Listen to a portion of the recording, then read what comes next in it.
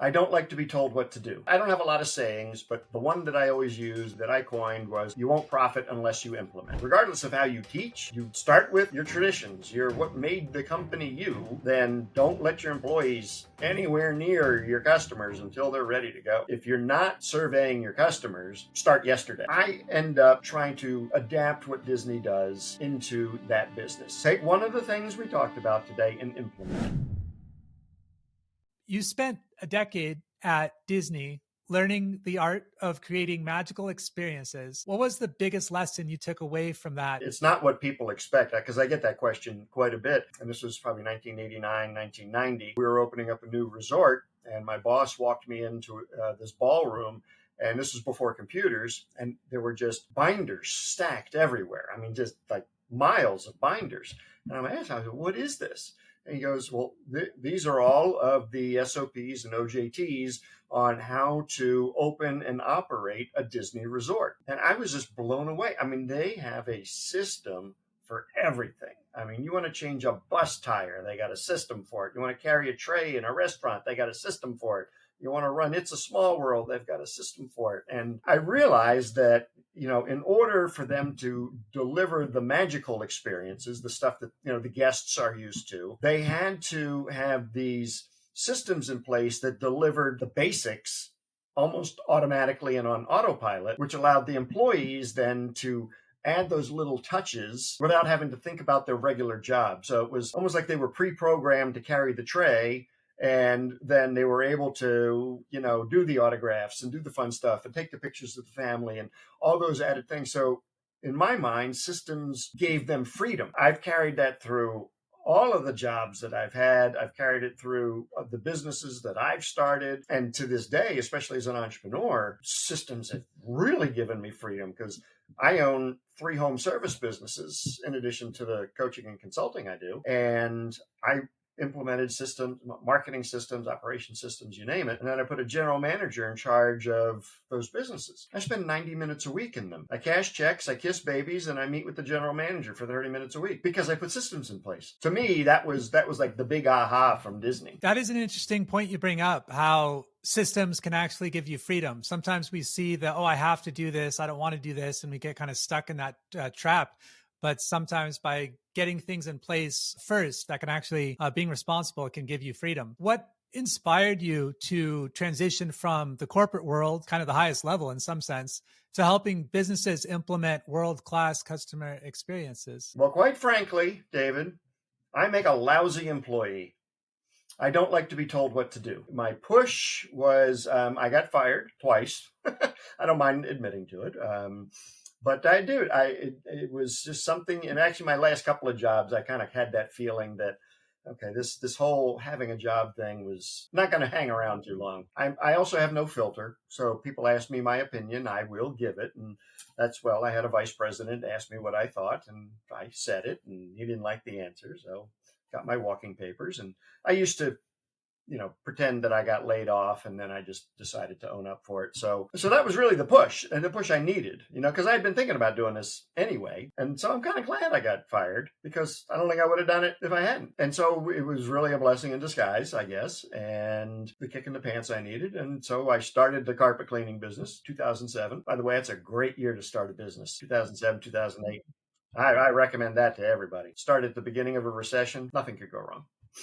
You often say that great customer experience isn't just about being nice, but that it's a profit driver.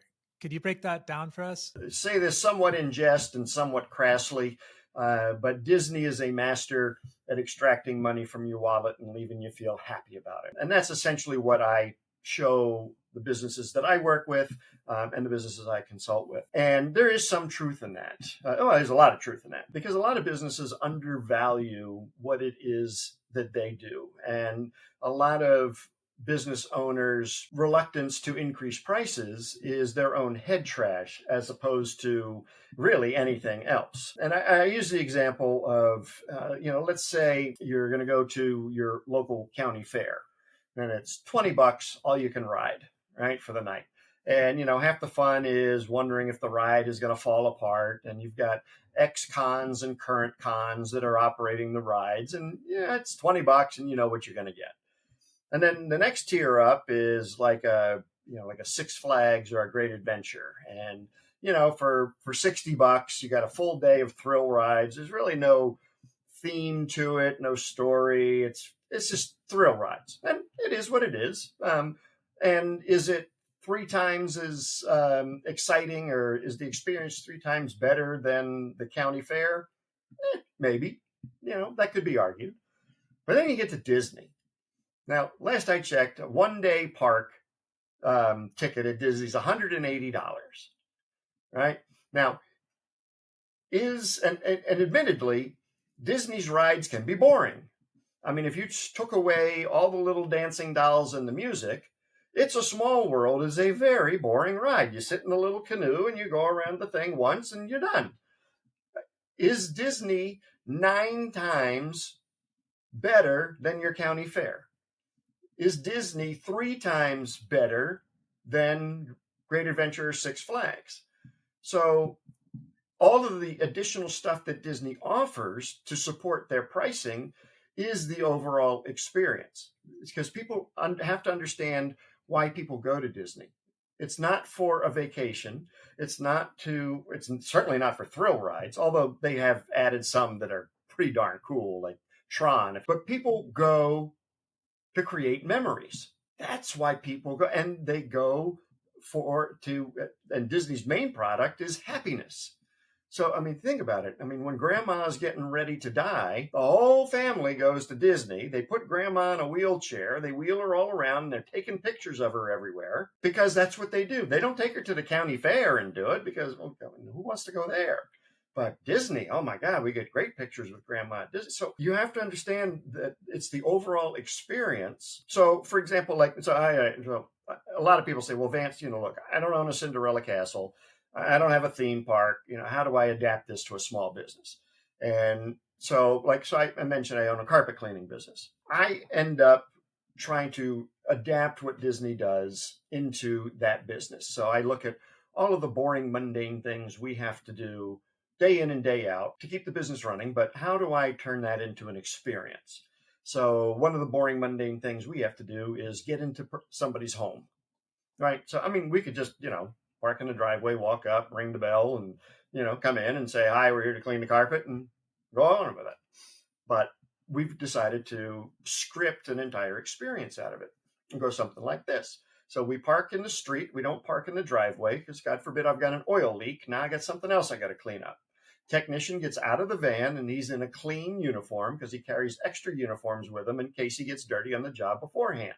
He also smells good because I don't allow them to smoke on the job, nor are they allowed to wear any kind of perfume or cologne, because there's nothing worse than some guy getting out smelling like Marlboros and Axe. It's just kind of disgusting. He gets his special mat and he gets a little gift, and he goes up to the front door. He lays his special mat down. He knocks on the door. He doesn't ring the bell because friends knock. Salespeople ring the bell. Takes a couple of steps back. Mrs. McGillicuddy answers the door. And he says, hi, my name's Josh. I'm here to create your healthy home. May I come in? We don't just barge in. She invites us in. We do an exaggeration of wiping our feet on the mat. Make sure she notices, because remember, this is theater. And then we put little booties on our clean shoes and we go in the home. Then we present Mrs. McGillicuddy with a gift. Now, when was the last time you had a home service person come to your house and give you a gift before they did any work, like a, pest control, carpet cleaner, any of that stuff? I'm going to hazard a guess it hasn't happened. And it's not a really expensive gift, but it's a true gift. It's not like a tchotchke chip clip or something. It's a nice little blue box, and in there is a bottle of spot remover, a bag of cookies, and a little note from me saying thank you for allowing us into your home. So now that experience right there has given me what I call price elasticity. I'm able to actually command a higher price because I've created this experience. The other thing, and I mentioned the gift, see, presenting that gift does something called reciprocity, starts a process called reciprocity. I give something to you, you feel compelled to give something back to me. So this gift, it's under $5 total cost to me. So when I present the gift, and they feel compelled to give something back. So when my technicians go into their presentation, we saw a 26% increase in our mid-tier package, or $65,000 in additional sales that year by implementing that gift. So there's all sorts of ways you can think about this, and figure out ways that you can monetize it. Many businesses think they offer good service, but their customers don't necessarily agree. What's the biggest gap between what companies think they're doing and what customers actually experience? Well, there's been lots of surveys on this, and the gap is enormous. I think it's something along the lines of 80% of companies think they deliver great service, and only 8% of their customers think that the service is great. So there is an enormous gap. And certainly, if you're not surveying your customers, start yesterday. And the easiest one is, net promoter score. On a scale of 1 to 5, how willing are you to refer us to a friend or family member? Anything below a 4, and you're in deep doo-doo. And you need to really start looking at where those points are. But you've got to measure it to begin with. And if you're not measuring it, you don't know where the problem lies. But yeah, we've done comment cards, and we do an annual survey in our businesses to make sure that we're on point. Actually, last year was the first year we hired an outside company to do it for us. We just gotten so big, it's a little cumbersome for us to do it. Yeah, if you're not getting accurate information, that's one problem. And the other problem is that the business owner refuses to believe the information that they got, and they're like, "Oh no, my customers love me." And then they're looking at information from their customers that says, "Well, no, they really don't." And I'm like, "No, it's right here in front of you. How can you argue with, this is, they think it's like an alternate reality or something." I'm like, "No, this is what your customers are saying. You need to fix this. And if you want to put your head in the sand, you're going to be out of business soon." So when you get the information, you have to do something with it. You have to react to it. What is a common myth about customer experience that needs to be debunked immediately? It's all about being nice. And that's like the bare entry into the marketplace. It's like doing a good job. That no longer gets people to remember you. That's just bare entry into the marketplace. We expect you to do a good job. And along those lines, and this is where most business owners fail, is that they expect their customers to remember them because they did a good job.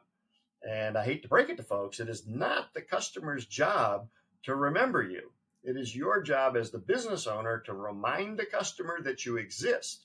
So that customer retention piece, that after the sale or after the service, you've got to be top of mind with postcards and emails and, direct mail or newsletters or something, because trust me, they're not thinking about you as much as you think they're thinking about you. Could you share a behind the scenes look at how Disney trains its employees to create those memorable experiences? Well, first and foremost, it starts with a training called Traditions, which is essentially orientation. What I like about Traditions is that it is all literally about the history of the company, all of its mores, its traditions. The instructors are literally trying to put Walt in the room and have Walt be, the instructor.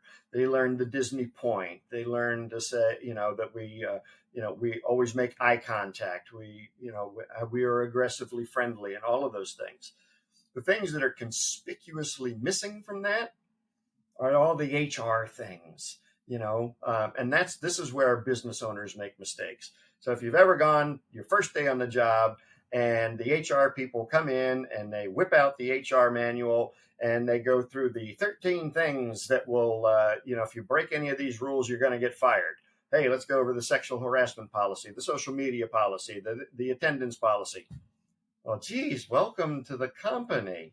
Well, that's not making me feel good. Take it. Not that you got to, Disney's is a day and a half. At least spend 20 or 30 minutes going through. Marriott, the Marriott company still does this. They still tell the story of when Marriott and his wife Alice owned a little hot shop in downtown DC that sold ice cream sodas, and how the story of Alice Marriott carrying the little bag of sticky nickels from the shop to the bank. Every Marriott employee knows that story. And so that is one of the important things is, one, start your employees off with a positive beginning, because there's nothing, because you can't recover that. I mean, it's their first impression of the business. And then certainly don't let them interact with a guest until they're ready. There's nothing worse than putting a server in a restaurant and have them wait tables and they're not ready. I mean, it's tempting. Oh, they know the register and put them out there. Well, look, if I ask you, what IPAs do you have? And then it's like the whole deer in the headlights look.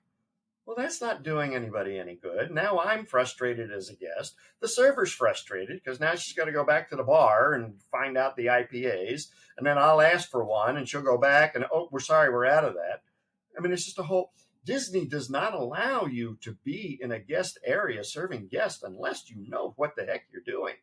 So I think just those two things alone are big lessons for your listeners, is that, regardless of how you teach, you start with your traditions, what made the company you, and then don't let your employees anywhere near your customers until they're ready to go. For businesses that are looking to improve their customer experience today, what is the first thing they should do? First thing they should do is do an inventory, or what I like to call a customer map or a customer journey. So essentially what that is look at every single point from the beginning. So whether that be a website, a telephone call, a postcard, whatever the first contact is your company has with that customer, and then map out the entire journey. So every point that there is a touch between your company and the customer, you make that a point, and all the way through to the end, the thank you, the receipt, whatever. And then if there's follow-up, etc., those are all points. And then you look at this map and you list it all out then on a piece of paper or Excel spreadsheet, but I'm old-fashioned, I use paper. And then you prioritize it and you look at it and you say, okay, what can we do? What should be first? What's going to get us the most bang for our buck, that if we fixed it today is going to get us the most mileage? What's going to save us the most time? What's going to increase the revenue? What's going to give us the most cost savings? And then you take that point and you attack it. So I worked with a group of Allstate insurance agents a number of years ago. I can't remember the city, but there were a lot of Allstate agents in this city, or at least a dozen. And then, of course, then you had all the other agents from all the other companies were in this city. And so they were trying to figure out ways that they could stand out. And so I worked personally with one agent, and he says, look, there's a dozen of us plus everybody else.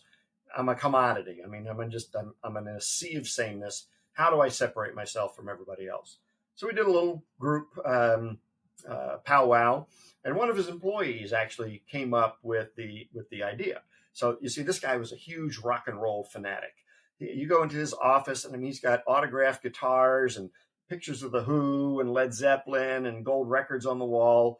And if you had ever called an insurance office, or really any office, you kind of get something like, thank you for calling Dave's Insurance. How can I help you? I mean, we've all heard that. But after we brainstormed and the employee came up with this, now they answer the phone. Thank you for calling Dave's Allstate, the agency that rocks. Now, you say it 16, 17 times. It's a little kind of corny, but you remember what your marketing is designed to do. There's two things your marketing does. It attracts the people you want, and it repels the people you don't want as a customer. And just by answering the phone that way, they were able to sift, sort, and screen out anybody who would make a bad customer. And they were able to separate themselves from every other agency in that city, if not in that entire state, if not in the entire country, because I guarantee you there's probably nobody answering the phone that way in the rest of the states. That's one way. And that was what they wanted to do. Their priority on their customer journey map was not to be a commodity. How do we separate ourselves from everybody else? That was their number one thing. And so that was the first thing they tackled. And then they went on to the second and the third and the fourth. And that's really how I would look at it. Map the whole thing out, figure out what is, and it doesn't have to cost anything either. I mean, how much did it cost my Allstate guy to change how he answered the phone? Nothing.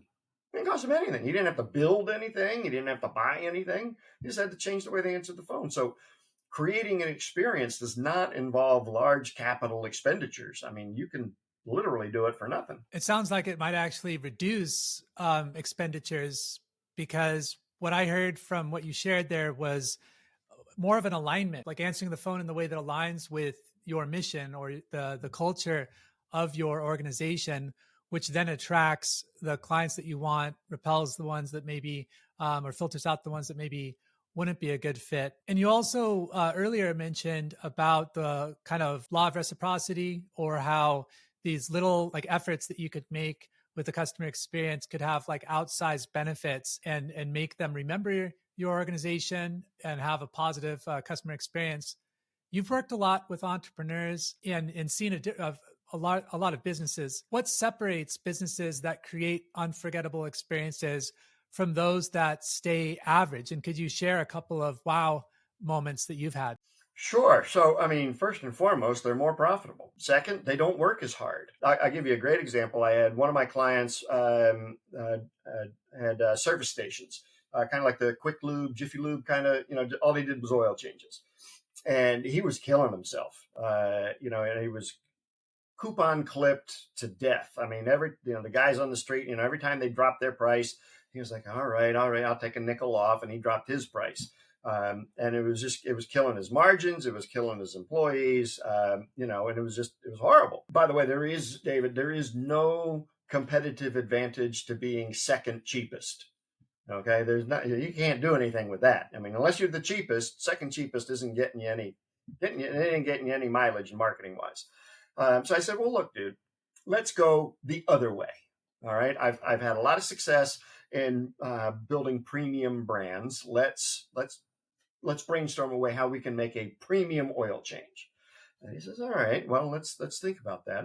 So we thought about it, and we powwowed and, got all of his guys, together. And he was losing guys because they were all working, a lot. I mean, they were trying to, each bay was trying to do, I don't know, it was like 25 or 30 cars a day. It was a lot. So after we did all the changes, we turned it into one of those 1950s or 60s style service stations. You remember those 4 guys would run out, and one guy would squeegee your window, the other guy would check the air pressure in your tire, and another guy would open the door for you, and they'd put the little covers over your seats. They still do that in Japan, by the way. They have full service over there. Yeah, it was great. And then the one guy would lead you into the waiting room, and there wasn't 3-day-old stale coffee. There was actually a barista in there making your favorite coffee drink. And I mean, there was a few other things that they did, but they were able to more than double their price, and made huge margins. They really didn't have any investment here. I mean, the guys running out there, I mean, they were the same employees. The coffee didn't really, they didn't have to build anything for the coffee. They just had to go out and buy the stuff to make the drinks. They trained the oil change guys to be the barista. So they rotated the oil change guys to come in and make coffee. So one day a week, different guy would be making coffee. Here's what happened. One, his employee turnover almost went to 0 because the guys weren't getting killed. They weren't working so hard. The wear and tear on his building and the wear and tear on his equipment went down because they weren't serving as many cars, and his profitability went up. And he was serving a better clientele. There was a more affluent clientele that didn't complain as much, that appreciated the little touches that he was doing, and he had more money in his pocket. So, just by doing these kinds of things with your experience, and then realizing that, I could actually charge money for this. I mean, it just blows people away. And I think that a lot of business owners don't think they can do it. And when they do it, they're like, oh, crap, that was easy. And here's the challenge I could give your listeners. And I've done this a number of times in my carpet business because I always want to prove people wrong. So go out right now, raise your prices 10%. Just do it. No other reason. Just raise them 10%. Nobody's going to notice. Guarantee it. And that 10% is going to flow straight to your bottom line. I'm not kidding. I mean, you want to edit that part out, go ahead. But I issue the challenge. I like it. I'll leave it in. You combine customer experience with direct response marketing, which is somewhat rare. How do these two worlds work together? Oh, that's fantastic. So, well, first and foremost, I believe that your marketing should be an experience. So I am all about creating experiences. If they can't come to me, I send the experience to them. So a quick example is my book. So order it from my website. Don't order it from Amazon. Bezos doesn't need any more money. And for me, you get it for free. You just pay shipping and handling. So when you order the book from me, a few years ago, I would just put it in a little envelope and I'd mail it out. And I said, I'm the experience guy. That's not much of an experience. So I created a custom box for it. And I'm like, oh, all right, this is pretty cool. And then I'm like, well, it's a book. It should have a bookmark. All right, so I put a bookmark. And then I'm like, oh, well, should we fancy up the bookmark? Let's put a little tassel on it. Okay, great, got a tassel on it. Well, it's really a workbook, so why don't I include a pen? Okay, great, now I got a pen. And then I'm like, well, it's they bought something, I should say thank you, so now I'll put a thank you letter in there. Well, I got all this crap, I might as well put a sales letter in there. So now my book delivery box is an experience in and of itself. It is an unboxing. Literally, you open this thing up and little pieces fall out everywhere. There's a pen, there's a bookmark. So the opening of the box is an experience. And you can do this with anything. I strongly recommend if you could send something in a tube, tubes are great because one, you can't stack anything on top of a tube. The stuff just rolls everywhere, right? So the tube is always going to be on the top of the mail pile, which means it'll be open first. And if you can put something inside the tube that makes noise, like rattles around, now you've really attracted attention to your tube. So I take what Dan talks about with, sales letters and direct response marketing, which is the opposite of Goodyear blimp marketing. So Goodyear blimp marketing is, they fly the blimp around a football stadium. It says Goodyear on it, and that's it. Now, I would challenge anybody at Goodyear. I say, okay, Goodyear, how many tires did you sell from that stadium? They couldn't tell me. So that's mass advertising. And as a small business owner, we can't afford to do that. We need to know what our money is doing. So with direct response, we send $1 out. They need to come back with a whole bunch of their little dollar buddies. So we want to put an ad out that gets them to respond to it with, let's say, get a free hot sheet. 7 questions you should ask any carpet cleaner before you allow them into your home. And in that case, they'll be giving us, an email or a name in exchange for the report. So that's direct response. You want to get a response immediately from them, not fly a blimp around them and hope to heck you make a sale. And then when you combine it with the experience, I've designed a few of these, what I call a shock and awe box. You open these things up and there's food in them. And, I've seen guys use literal leather briefcases. It depends on how much you're selling your service for, but I've seen them, worth $300, $400, $500. So for carpet cleaning business, I wanted to, there was a huge car dealership in my area that I wanted to get as a client for carpet and tile cleaning. And I couldn't get a meeting with the COO or the CEO. So I started mailing them car parts. I mailed them a steering wheel with no box, just the steering wheel. Postal Service will mail anything, by the way. So I attached a sales letter to it, put a stamp on it, mailed it. Didn't hear anything. 2 weeks later, I sent them a turn signal. Same thing, put a stamp on it, put a sales letter on it, nothing. 2 weeks later, I sent them the butt end of a muffler. Didn't send them the whole thing with the pipe, but just the big fat part. Again, sales letter, stamp, sent it out. Finally, I got a call from the secretary. Mr. Marks said, if he takes a meeting with you, will you stop sending him car parts? And I said, certainly. So we got the contract. We've had it now, I think, 11 years. Lifetime value of that client just crossed $250,000. And it cost me probably about $400 in car parts and postage to get the client. So if you do an ROI on that, spend $400 to get $250,000, I do that all day long. That's the experience part of direct response. It's a great story. And it's easy in hindsight to say you got the calculus right. But at the moment when it was still uncertain, how did you kind of budget how much you were going to spend based on the probability of acquisition there? I don't budget marketing dollars. And the reason is because let's say I budget, just for ease of numbers, let's say I budget $100 for the month. And let's say I spent that $100 by the 12th. Well, now what do I do for the rest of the month? I can't spend any money? Well, that doesn't make any sense. So I look at it like I spend money and money comes back in. And I take some of that money and I put it into the business. I put it in my pocket, and some of that money goes back into marketing and selling more. How much further would I have gone? I probably would have gone one or two more parts, and then I probably would have given up. But I knew, I mean, the guy has like 9 dealerships in my area. So if I were to get this contract, I mean, I knew it was nice.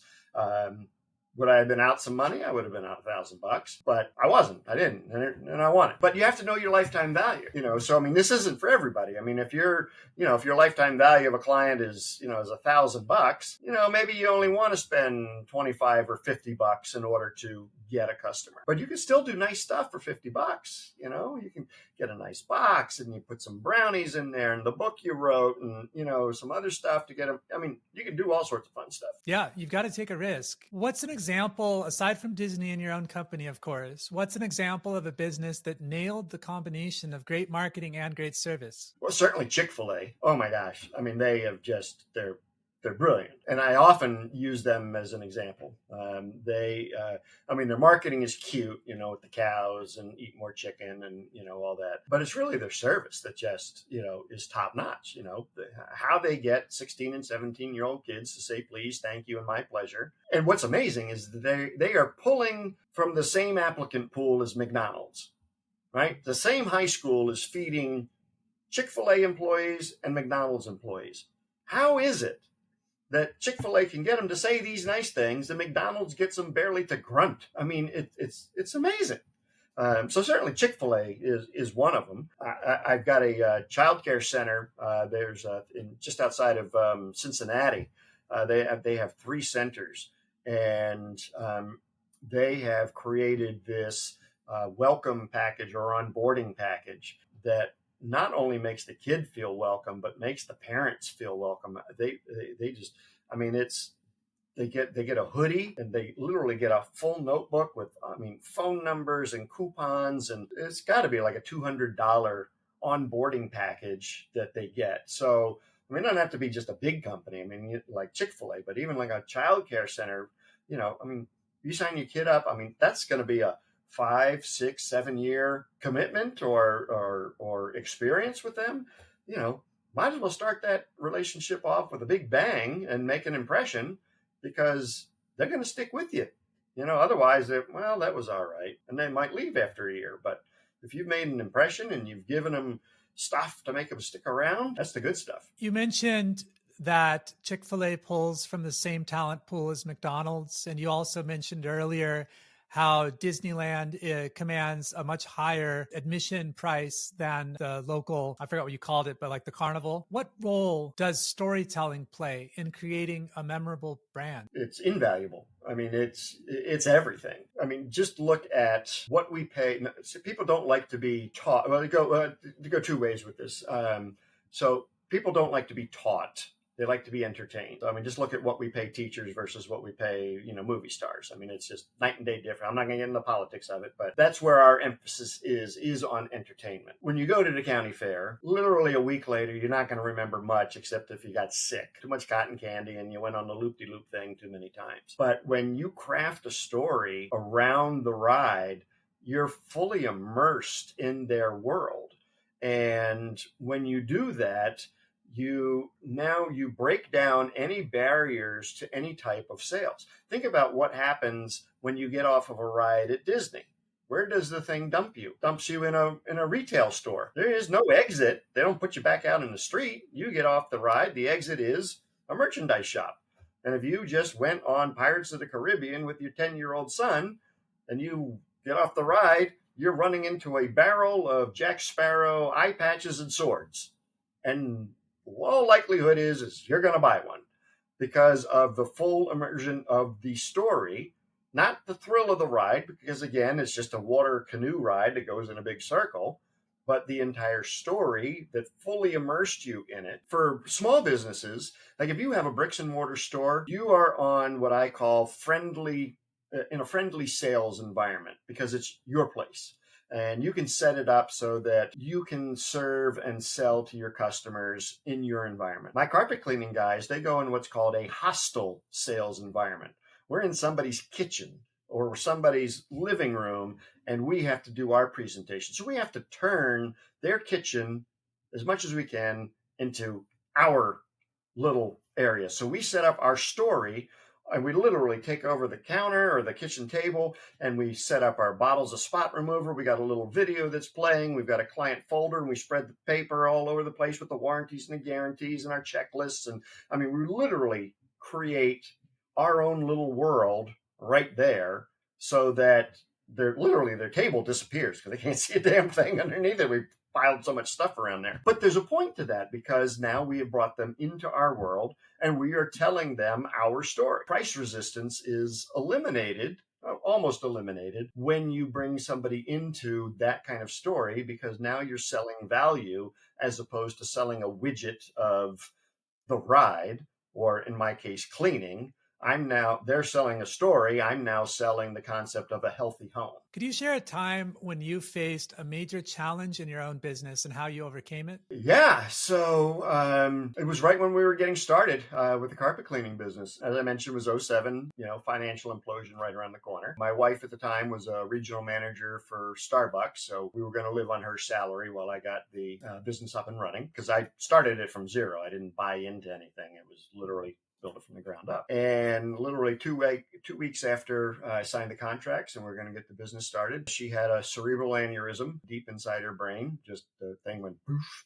And she was in the neuro ICU for 11 days. Thought we were going to lose her a couple of times, but she was not unemployed, but she was disabled for a long time. So our income went from nice six-ish figures down to literally almost zero overnight. Big challenge. I could have gone and started looking for a job because I still had some severance from my other companies. But we talked about it. No, Vance, you're going to be miserable. Let's make this work. So I've always had this tenacity trait about me. And I said, all right, we're going to make this work. So I dug, I scratched, I grassrooted, I bootstrapped, whatever term you want to use, to get every single little job that I could get. And that served me well. See, in 07, all these people that had been in business for 5, 6, 7 years, they were literally sitting around fat and happy because they just put up a Yellow Pages ad and business came in. They didn't have to actually go do anything. Well, I was out there doing, because I didn't know any better, and I had to. And so it serves me well to this day, because I've never taken my foot off the gas.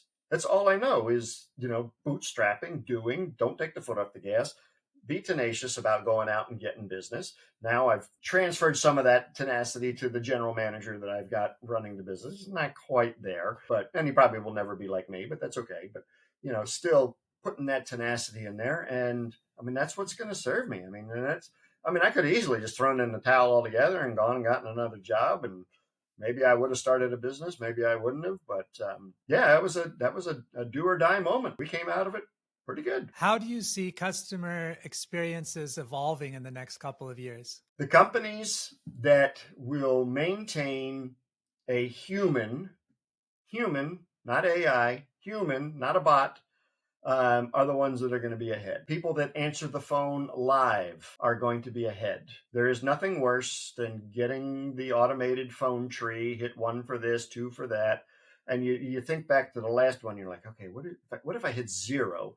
Okay, well, 0 doesn't work anymore because they figured that trick out. Yeah. What if I hit pound a whole bunch of stuff? That doesn't work anymore. So now you got to listen to the whole blessed thing. And then you're annoyed, right? So I started my business the same day as another guy. He's like 30 miles from me. He started a carpet cleaning business too. And he tried to be bigger than he really was. So you would call his office and he would have that phone tree thing. Press 1 for commercial, press 2 for residential, press 3 for janitorial, and he had like 2 more. He was one guy and all of those options went right to his cell phone. I'm like, dude, what are you doing? Just answer the phone, you know? I mean, so we answer the phone live. I will never stop doing that because it's the only thing that separates me from all of my competitors in my area. None of them do it. So yeah, if you're not answering your phone live, if you don't have that live person option easily accessible, and I mean like, it should be like the first thing. You run the risk of them just hanging up and going down to the next slot on Google and picking the next person. What's next for you? Are there any exciting projects or developments on the horizon? That's a great question. I have 2. I don't know if we even talked about it, but one of the parts of my business is I take business groups down to Disney in Orlando for 3 and 4 day full immersion boot camps.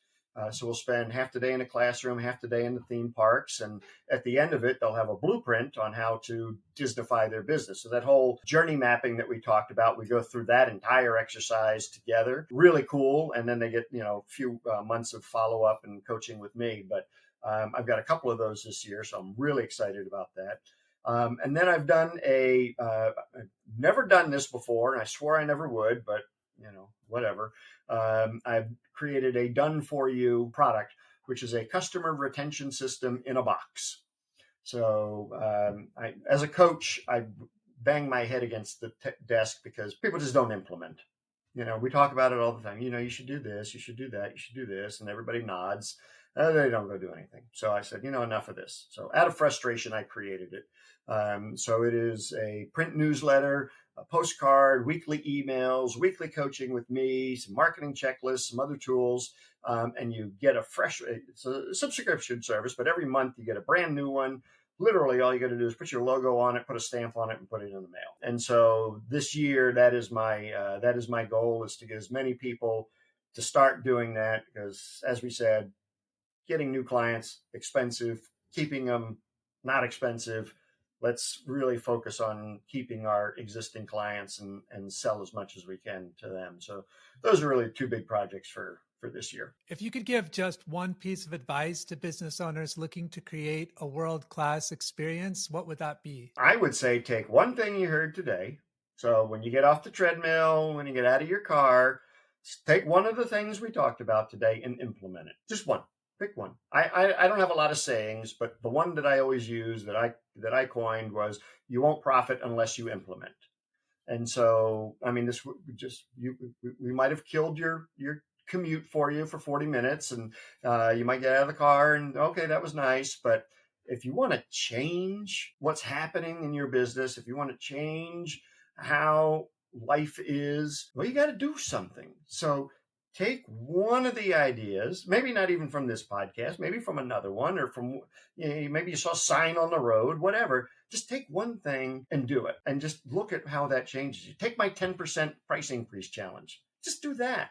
It's easy. So do something would be my recommendation. Where can people learn more about you and the work that you're doing? 2 places. My website would certainly be the easiest, which is deliverservicenow.com. And then if you want to see what I'm doing all around, my LinkedIn is Vance Morris. I think I'm the only one there, so find me on LinkedIn as well. Thank you for sharing some of your wisdom and insights with the customer experience and marketing with us, Vance. It was a pleasure. Thank you, David. I appreciate you having me on.